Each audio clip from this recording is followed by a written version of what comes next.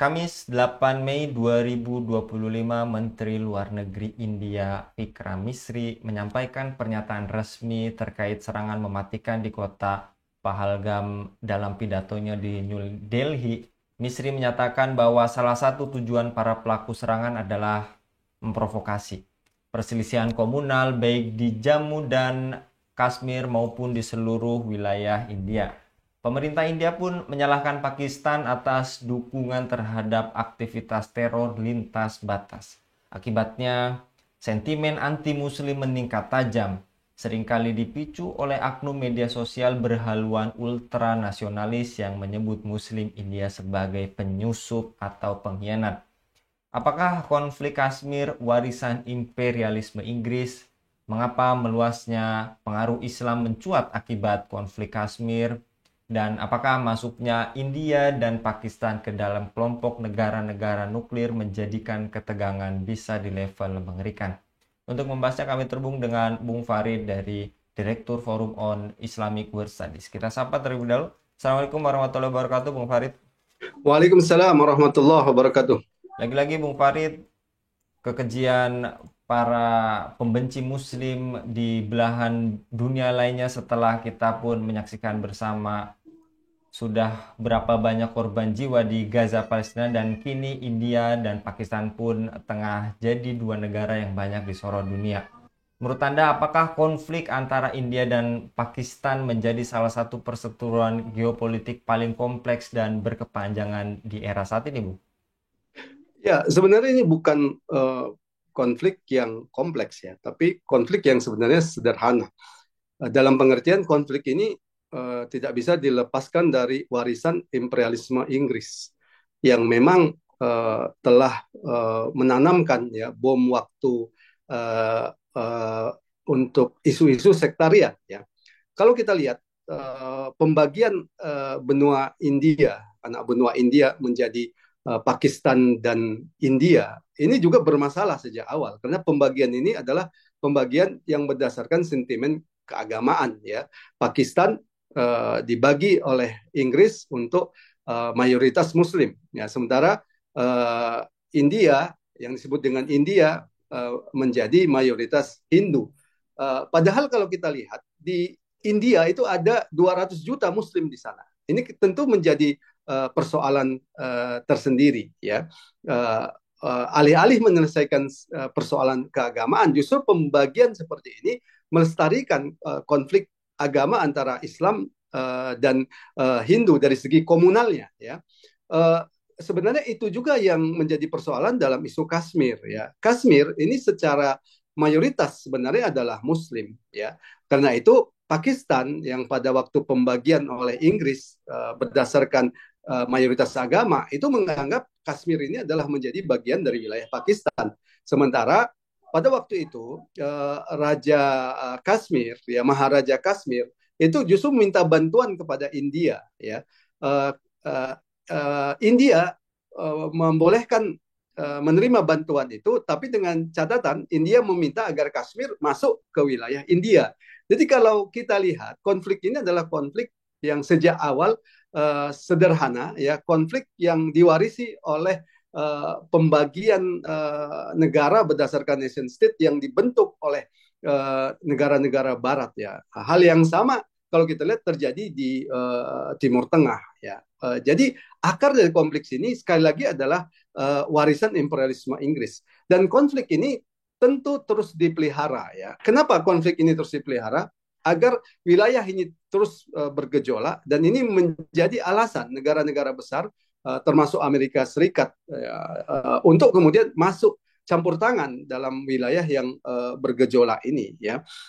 Dan kalau kita lihat sebenarnya posisi India dan Pakistan saat sekarang ini sebenarnya dua-duanya itu adalah dalam kendali Amerika Serikat ya. Nah, karena itu konflik yang sekarang harus kita baca dalam kepentingan politik Amerika Serikat ya. Kalau kita lihat ada hal yang penting yang harus kita baca bahwa Amerika Serikat itu punya kepentingan ya untuk apa namanya membatasi ambisi global Cina ya di kawasan ini ya. Karena itu Amerika Serikat itu kemudian memposisikan India untuk berhadap-hadapan dengan Cina ya. Karena itu dalam konflik ini kalau kita lihat tidak bisa dilepaskan dari kepentingan Amerika Serikat ya untuk melakukan pembendungan terhadap ambisi-ambisi Cina secara global ya. Meskipun Cina itu sebenarnya tidak menunjukkan ambisi globalnya sebagai penguasa dunia ya, kecuali dalam hal ekonomi ya, tapi secara politik ya tidak seperti itu. Oleh karena itu kalau kita lihat terjadinya konflik-konflik seperti ini adalah konflik yang sengaja dipelihara gitu ya. Ini yang menjadi hal yang menarik ketika baru-baru ini ya elit Pakistan itu mengatakan bahwa selama ini Pakistan telah menjadi alat dari permainan kotor Amerika Serikat ya. Ini menunjukkan ya bahwa konflik-konflik yang ada di kawasan ini tidak bisa dilepaskan dari kepentingan Amerika Serikat. Bahkan mengutip berita CNBC Indonesia edisi Februari 2025 menyebutkan Pakistan adalah negara muslim yang menjadi korban baru Donald Trump. Dan menurut Anda Bung Farid, meningkatnya kekuatan Tiongkok hadir di kawasan tersebut apakah menambah rumitnya ketegangan dua negara ini, Bung? Ya, sebenarnya kehadiran Cina terutama dalam aspek ekonomi ya. Dalam hal ini hubungan antara Cina dan Pakistan belakangan memang meningkat secara aspek ekonomi. Namun keterlibatan Cina dalam ekonomi global dunia ini sebenarnya juga dibutuhkan oleh Amerika Serikat ya, karena negara yang saat ini bisa memberikan bantuan ekonomi secara langsung dalam jumlah besar itu adalah Cina ya. Amerika Serikat sekarang tidak bisa melakukan itu. Nah, namun tentu Amerika Serikat tidak membiarkan Cina kemudian mengambil peran yang sangat besar yang kemudian bisa melebihi peran Amerika Serikat ya. Disitulah kalau kita lihat konflik ini sebenarnya menjadi semacam warning dari Amerika Serikat ya, bahwa Pakistan itu harus membatasi hubungannya dengan Cina ya. Karena itu kita bisa memahami bahwa serangan-serangan yang dilakukan terhadap wisatawan ini sangat mungkin adalah serangan-serangan yang direkayasa ya. Begini, kalau dalam konteks perjuangan Islam, tentu serangan yang menyerang warga sipil, apalagi wisatawan, itu tidak masuk akal ya. Pertama, itu suatu yang diharamkan dalam Islam ya. Yang kedua, kalau itu dilakukan, ya ini tentu tidak menguntungkan ya perjuangan untuk pembebasan Kashmir ya, karena yang diserang itu adalah wisatawan. Sementara ada 1 juta tentara India yang ditaruh di Kashmir ya. Kenapa targetnya bukan tentara Amerika? Maaf, tentara India ya. Tapi targetnya itu adalah wisatawan ya. Jadi kalau kita lihat ini sebenarnya tidak bisa dilepaskan dari opini kuat yang sedang dibangun gitu ya, bahwa perjuangan membebaskan tanah Kashmir ini adalah perjuangan teroris ya, yang itu kemudian digunakan oleh Amerika Serikat dan India untuk melegitimasi ya campur tangan mereka di wilayah Kashmir ini ya. Jadi kalau kita lihat serangan ini serangan yang patut dipertanyakan ya, dilakukan oleh kelompok Islam yang benar-benar ingin membebaskan Kashmir, karena secara politik serangan ini tidak menguntungkan ya. Bagaimana mungkin menguntungkan ketika yang diserang itu adalah wisatawan begitu.